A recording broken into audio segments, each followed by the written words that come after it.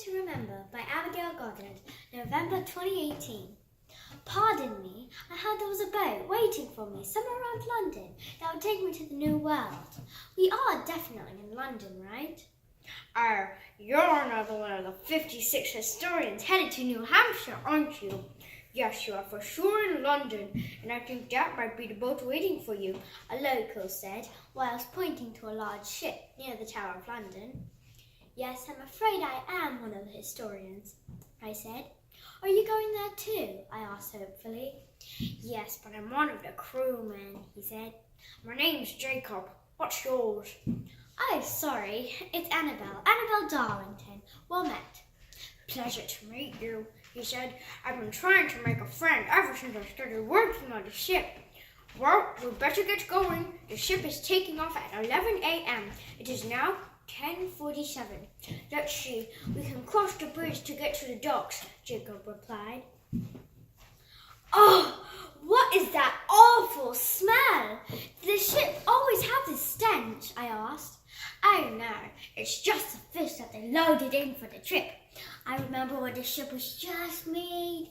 Oh, it smelled so nice with the flowers in the captain's cabin and in the officers' quarters. I tried to imagine the new smell of the very ship I was standing on. Suddenly, I felt a sharp jerk and lost my balance. I quickly grabbed the closest thing around me. Unfortunately, that thing was Jacob.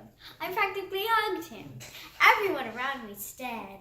I started blushing furiously. I was very grateful that Jacob simply said, "She just lost her balance. Nothing to look at right now, everyone. Back to work." Speaking of work, I need to manage the gun deck.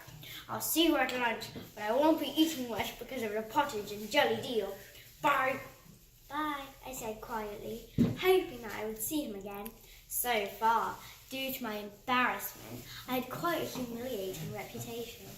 I went up to the deck to take a look at the beautiful ocean rippling in front of me. Dinner was just as fishy and unappetizing as Jacob had described. Everyone used to the lunch and dinner menu rejoiced at the jelly deal. I didn't know that it was such a special privilege.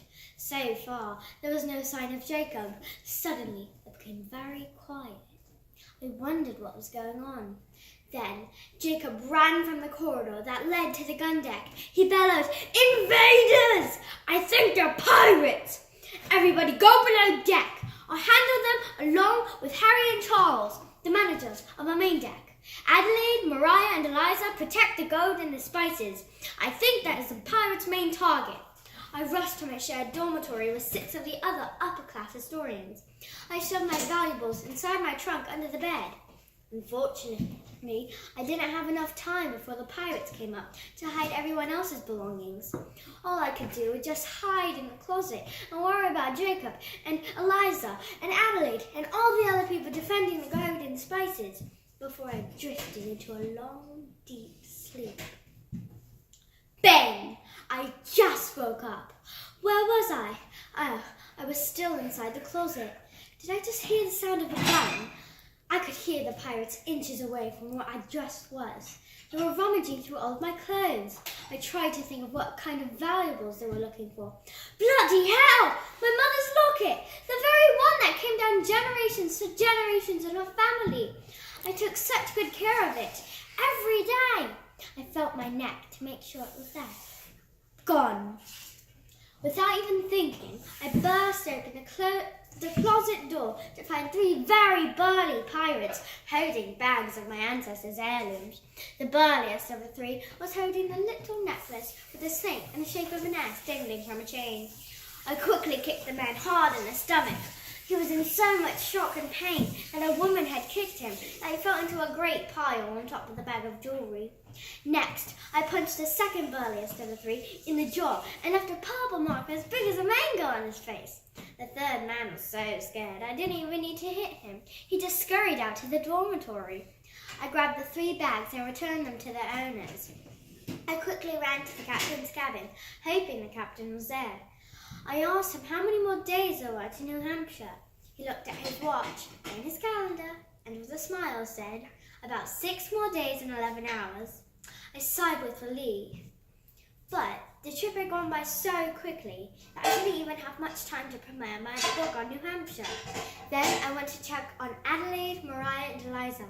I found them lying down with tons of blood oozing out of their bodies. I felt their heartbeat. Mariah was still very weak, and Adelaide was barely breathing, so I went to check Eliza. Behind a huge chest of gold, Eliza was lying on the ground with a gun near her heart. I checked her pulse as well. Dead. I immediately put my ear on her chest to make sure my imagination wasn't playing tricks on me.